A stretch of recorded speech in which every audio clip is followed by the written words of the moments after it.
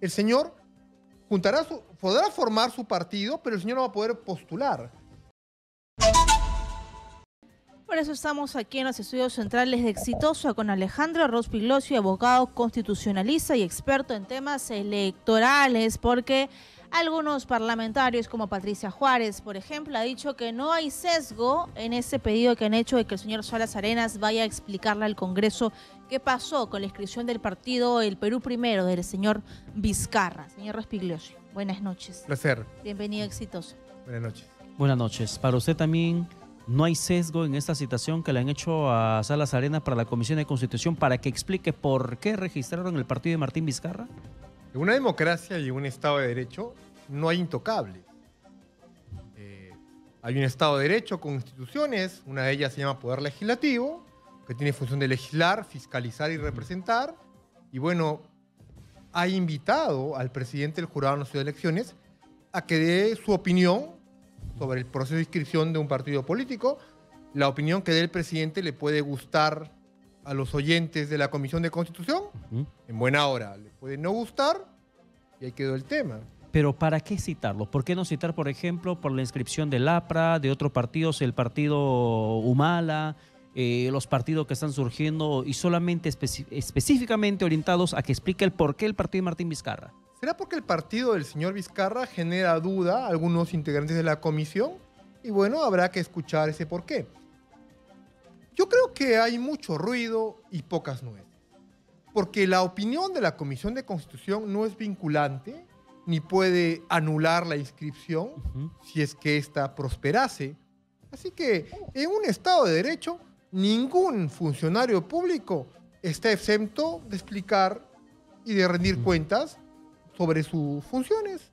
Sin embargo, el ruido tiene más peso cuando el año pasado el fujimorismo tuvo la bandera de esta campaña de demolición contra las instituciones, ¿no? Diciendo fraude en mesa, se abrió incluso una comisión dentro del Parlamento Nacional, no se llegó a nada, y hubo un ataque mediático contra el señor Corbeto de la OMPA y Salas Arenas en el Jurado Nacional de Elecciones.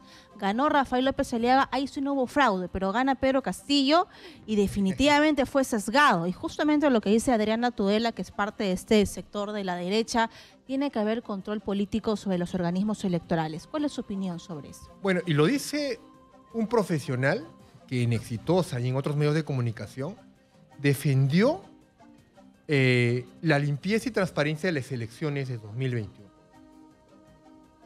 Que el proceso fue limpio y transparente. Ahora bien, que siempre hay un margen de irregularidades, de obstáculos propios de todos los procesos electorales, sí lo hay un margen de error y de situaciones que deben investigarse y sancionarse. Pero yo coincido con la misión de observatorio electoral de la Unión Europea, de los Estados Unidos y de los demás países que dijeron que más allá de las irregularidades individuales que hubo, el proceso fue limpio y transparente. Ahora, que el resultado no nos ha gustado, coincido con muchos ciudadanos que el resultado no nos gustó. Ganó una persona que luego hizo lo que hizo y decepcionó a los electores. Estamos de acuerdo en eso. Que claramente no estaba preparado para gobernar. Y que él también lo reconoció. Ah, sí, y lo reconoció en CNN. Pero el antifujimorismo ganó, pues. Por eso ganó Pedro Castillo. Hay que distinguir las papas de los camotes. ¿El proceso fue limpio y transparente? Sí. ¿El resultado no nos gustó? También. Sin embargo, yo quiero insistir con la citación que hace la Comisión de Constitución al presidente del Jurado Nacional de Elecciones, en un contexto en la que está poniendo la mirada la Comisión de Constitución o el propio Congreso de la República para que puedan acostar a magistrados. ¿Eso no suena a una presión? Hasta podría sentirse como una coerción política desde el Parlamento sobre el titular del Jurado Nacional de Elecciones. No, porque hay que dar un baño de realidad. 130 congresistas, 13 bancadas, 87 votos es la valla para aprobar una reforma constitucional que pueda incluir a los magistrados del Jurado Nacional de Elecciones en el artículo 99 y 100 de la Constitución y poder ser sujetos a un antejuicio. No hay votos. No se va a aprobar la reforma constitucional. Calma. Es el mensaje.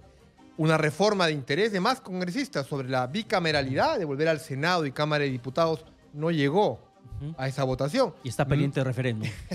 Menos va a llegar esta. Entonces, yo creo que es un baño de realidad. La premisa. No va a prosperar una reforma constitucional con 87 votos. Es una valla muy alta. Ahora, vamos al siguiente paso, al fondo del asunto. ¿Es bueno o es malo? Hoy, cualquier ciudadano denuncia a los magistrados del Jurado Nacional de Elecciones y va de frente al fiscal. Cualquiera de tus televidentes, de tus oyentes, cualquiera de nosotros de esta mesa, si cometiese un delito, el fiscal nos investiga y nos denuncia directamente al juez. Poner al jurado en el artículo 99 y 100 es decirle, un momentito, antes de denunciarlos, hay un antejuicio. La palabra lo explica por sí mismo, ¿no? Tiene que pasar por el Congreso. ¿Es bueno o es malo? Es una recomendación no de los actuales magistrados del Tribunal Constitucional, de sus antecesores, que decían que hay que darle ese estatus, ese blindaje del 99 y 100 de la Constitución. Así que hay que ver de dónde lo vemos. ¿El vaso está medio lleno? Está medio vacío. Depende del lado que tú lo veas. Sin embargo, es válido la pregunta, ¿qué pasa con el partido del señor Vizcarra? Según tenemos su información, aún no está formalmente inscrito. ¿Y es responsabilidad de Salas Arenas si esto procede? Una pregunta interesante. Mire, el candidato, uno de los más votados al Congreso de la República, fue el señor Martín Vizcarra. El más votado. El más votado. ¿Está en el Congreso? No. Porque fue inhabilitado para ejercer la función pública hasta por 10 años, por el denominado vacuna gate. Fue el primero en ponerse en la fila para vacunarse. Usar en una concusión su rol de funcionario público, el jefe de Estado, para ser el primero en la fila, en lugar de los demás 33 millones de peruanos que querían una vacuna para salvar sus vidas. Es un tema que debe ponerse en debate. Fue inhabilitado para ejercer la función pública, por eso que el jurado no le entregó la credencial como congresista. Tiene una segunda inhabilitación por 5 años por otro delito. Entonces, el señor, como no puede postular, ha comprado un kit en OMPE, ha juntado sus firmas y está en proceso de inscripción. Veremos si lo logra. Ahora, ya hay un antecedente, el caso de Alberto Fujimori. El señor Fujimori, como ustedes bien saben, era muy joven en aquel entonces, postuló, fue presidente de la República en el 2000 por tercera vez, se fue a Brunei y mandó una carta por fax, hoy no existe el fax, renunciando. El Congreso de aquel entonces no aceptó la renuncia, lo inhabilitó para ejercer la función pública hasta por 10 años. Y lo determinó incapaz moral. Sí. Fue inhabilitado, ¿por qué? Por incapacidad moral, aparte fue vacado, ¿no? Entonces el señor se fue de allí a Japón, postuló en el Japón. Senado japonés. No fue electo y se fue a Chile. Y estando en Chile postula, y quiso inscribir su postulación como candidato a la presidencia de la República. Fue un gran debate. Él está inhabilitado para ejercer la función pública, más no para postular a ella. Su abogado fue el señor César Nakazaki también. Y el Jurado Nacional de Elecciones de aquel entonces dijo no. El señor, si no puede ejercer la función pública, tampoco puede postular a ella. Y no pudo postular. Posteriormente pasó la su extradición que todos ya conocen. O podría postular y no ejercerla, como el caso, por ejemplo, que en su momento pasó con Goyo Santos. Pero el jurado interpretó en aquel entonces... Él estuvo en la cárcel, Goyo Santos estuvo en la cárcel y aún así postuló la presidencia y muchos decían, si gana Goyo, ¿en qué queda? Lógicamente que no iba a ejercer porque va a estar en la cárcel. Porque era un mandato de detención preventiva, a diferencia del caso Fujimori, estaba inhabilitado para ejercer la función pública. Y el jurado interpretó, si no puedes ejercer, tampoco puedes postular a ella. Porque si ganases, vas a generar una zozobra en el país. Y eso pasó, no postuló. Entonces, señor, ya hay un antecedente, que una persona inhabilitada para ejercer la función pública como Fujimori, el jurado no lo inscribió como candidato, no lo dejó postular. El caso Vizcarra es exactamente igual. El señor podrá formar su partido, pero el señor no va a poder postular. ¿A qué está jugando él? Si el Congreso lo inhabilitó para ejercer función pública, quiere que un futuro Congreso con nuevos integrantes deje sin efecto esa inhabilitación. A eso está jugando, a tener una bancada parlamentaria. Pero él no puede postular. Ahora, el caso del señor Vladimir Cerrón. Tiene una sentencia en primera instancia por corrupción, por ende el jurado no lo dejó postular. No integró la fórmula presidencial del señor Castillo y la señora Boluarte. ¿De acuerdo? Pero eso no lo inhabilita para que el señor sea secretario general de su partido, el partido de gobierno, que llegó al gobierno en 2021, nada menos. Entonces, las cosas claras, en un sistema democrático hay instituciones que deben funcionar. A ver, en síntesis, Martín Vizcarra puede crear su partido, pero él no va a postular, podría poner a otra persona. Sí, ya será el elector que sea cándido, ingenuo y se dé cuenta de esa figura, ¿no? ¿Y por qué la desesperación de la Comisión de Constitución? De citar a Salas Arena cuando la responsabilidad de registrar un partido no es de Salas Arena, es del ROP. Quizá deberían escuchar más Exitosa, ¿no? Claro, Es la duda que tienen y lo llaman, pero en todo caso no hay por qué hacer tanto ruido. El señor Salas Arenas irá y explicará por qué.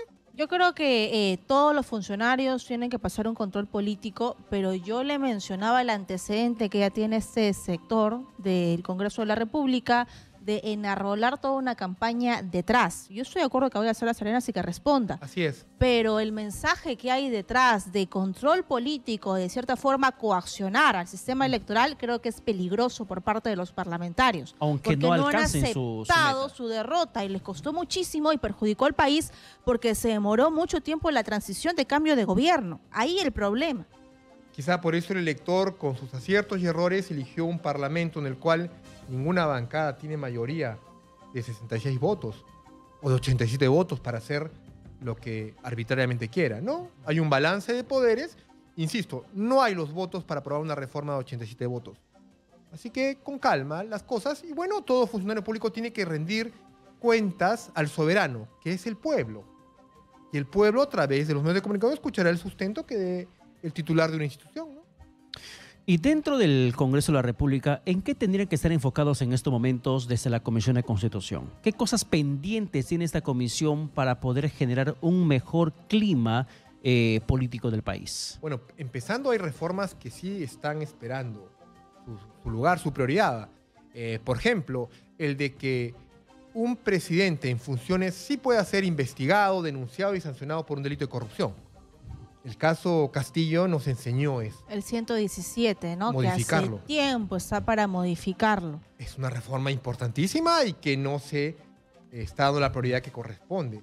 Y así muchas más. La bicameralidad, que quizás no es tan popular, pero técnicamente dicen que sería lo mejor para que tengamos una correcta producción legislativa y exista un contrapeso para que entre ellos se puedan fiscalizar, Cámara de Senadores y de Diputados, pero no es una medida que O la población reelección le pueda congresal. gustar. Los congresistas no manejan los titulares de pliego presupuestal como un alcalde o un gobernador que puede usar el dinero para su proselitismo y su reelección inmediata.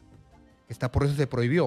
Un congresista tiene la remuneración de su persona. Entonces, que sea el soberano, el pueblo, el que diga a un buen congresista lo reelijo y a un mal congresista nunca más lo reelijo. Pero que sea el elector que tenga esa opción, no que la ley lo prohíba, ¿no? Sin embargo, la prioridad de la Comisión de Constitución además es, por ejemplo, fortalecer la comisión permanente para que pueda interpelar ministros, como ha sido el último dictamen aprobado. Entonces, creo que hay temas muy importantes que la experiencia de los últimos años nos han enseñado. Y no estar fijándose en temas coyunturales, ¿no? Ese es el problema. Por ejemplo, que legislan sobre la base de la coyuntura. un tema importantísimo. 78 millones de soles van a salir de los bolsillos de los contribuyentes, de tus televidentes y tus oyentes, para pagarle a los partidos políticos del 2021-2026 que han entrado al Congreso. ¿En qué se gastan? ¿En remuneraciones de Vladimir Cerrón? ¿En universidades fantasma? Perdón, ¿qué universidades?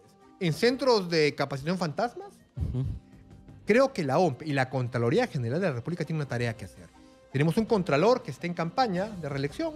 Como usted sabe, el Poder Ejecutivo propone al contralor y el Congreso lo ratifica o no. El actual contralor va a cumplir 7 años. Está en reelección. Quiere que el Congreso lo reelija por un periodo más. Por eso es que no quiere pisar callos con el Congreso, no quiere investigar a los mochasueldos, no quiere investigar los viajes, porque el contralor es más viajero que los congresistas, según lo que dicen los medios de comunicación. ¿Qué es esto? El contralor gana lo que gana y es uno de los funcionarios mejor pagados del Estado, para que se dedique a hacer su tarea. Y no esté dobleteando como profesor en universidades cuyos dueños son líderes políticos. Es algo insólito. Un contralor que no quiere fiscalizar al partido político de su empleador, de su jefe. Entonces, son los medios de comunicación los que tienen que poner la lupa. Un contralor que no fiscaliza al Congreso de la República porque está en campaña para su reelección. Esto es inaceptable en un Estado de Derecho. Bien, gracias Alejandro Rospigliosi, abogado constitucionalista y experto en temas electorales. Gracias por su opinión y poner los temas en la palestra que la población quiere saber.